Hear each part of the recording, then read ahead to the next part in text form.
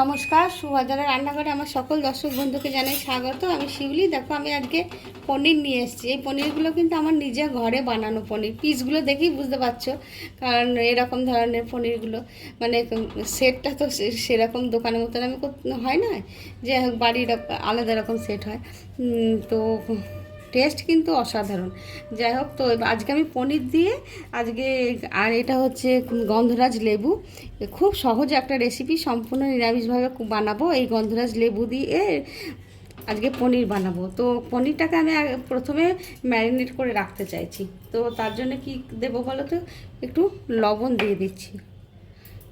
লবণ দিয়ে দিলাম, আর দেব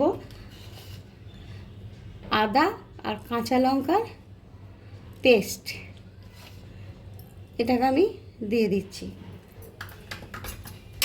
আর দিচ্ছি গোলমরিচ গুঁড়ো, ব্ল্যাক পেপার। হ্যাঁ, এটাকে দিয়ে দিচ্ছি। এবার দেবো একটু হোমমেড গরম মশলা গুঁড়ো, আর একটু জিরের গুঁড়ো দেব। ধনে আর জিরে একসাথে গুঁড়ো করা, ঘরে গুঁড়ো করা, তাই দিয়ে দিলাম। আর দেবো এবার কাশ্মীরি রেড চিলি পাউডার,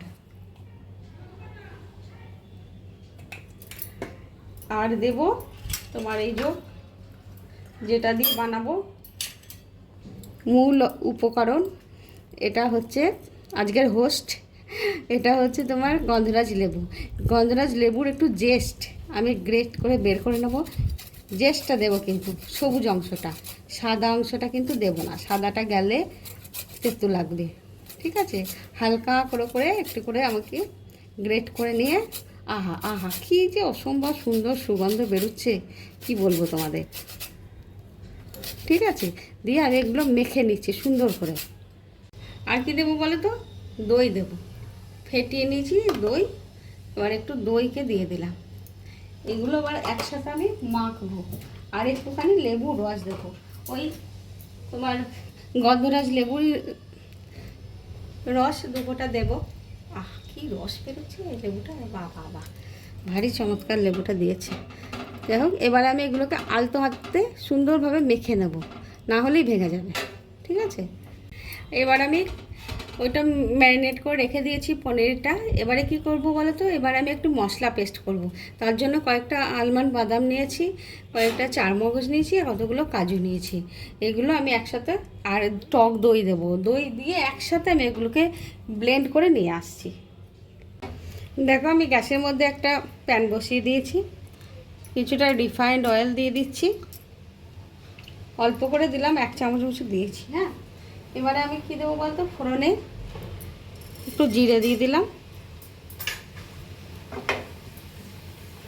জিরেটা একটু ভাজা ভাজা হতে থাক, তার সাথে আমি একটা শুকনো লঙ্কা দিচ্ছি। হ্যাঁ, ফোড়নের মধ্যে, আর কিছু ফোড়নে দেবো না। এবার যে আমি পনিরটা ম্যারিনেট করে রেখে দিয়েছিলাম, দেখো অসম্ভব সুন্দর লাগছে দেখতে। এটাকে এবার আমি প্যানের মধ্যে একটা একটা করে দিয়ে দেবো, দিয়ে একটু উল্টে পাল্টে ভালো করে একটুখানি সতে করে নেব।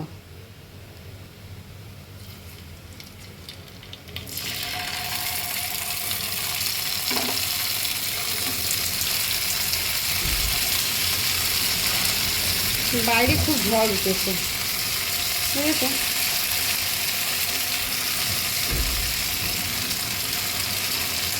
আমি এগুলো উল্টে পাল্টে একটু ভেজে নিই।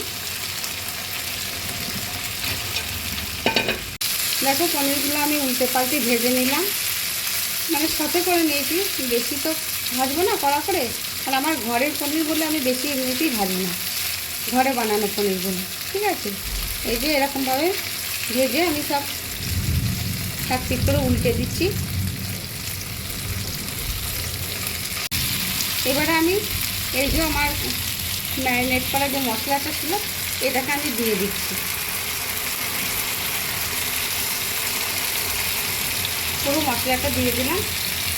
এটা কিন্তু খুব চটজলদি একটা রেসিপি, আর খুব সুন্দর খেতে হয়, অসম্ভব ভালো হবে খেতে।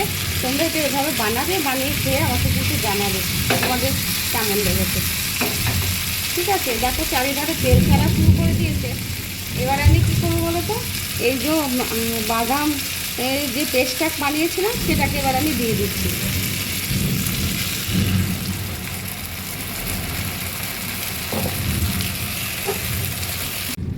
দেখো আমি মেঘ ডাকছে, দেখেছো কি দেখুন। যাই হোক, তো আমি এবারে লবণটা দিয়ে দিচ্ছি। আমি যে বাদাম আর তোমার দই, কাজু, এগুলো যে পেস্টটা দিয়েছি, তারপরে আমি লবণটা দিয়ে দিলাম।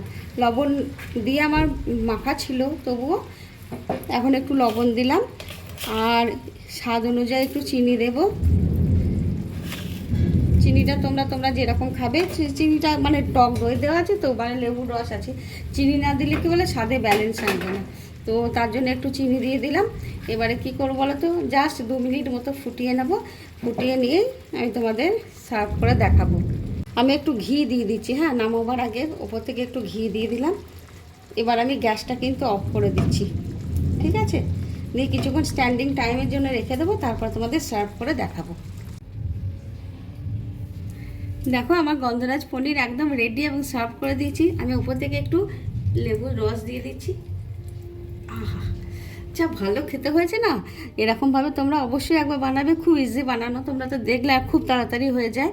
তো এইভাবে বানিয়ে খেয়ে আমাকে কমেন্ট করে জানাবে তোমাদের কেমন লেগেছে। আমি ধনেপাতা কুচো দিই নাই, কারণ আমি গন্ধরাজ লেবুর এই যে জেস্টের সেন্ট আর লেবুর গন্ধটাই আমি চাইছি বলে আমি ধনেপাতা দিইনি। তোমরা যদি চাও তো ধনেপাতা দিতে পারো, ঠিক আছে? তাহলে আজকে মতো টাটা।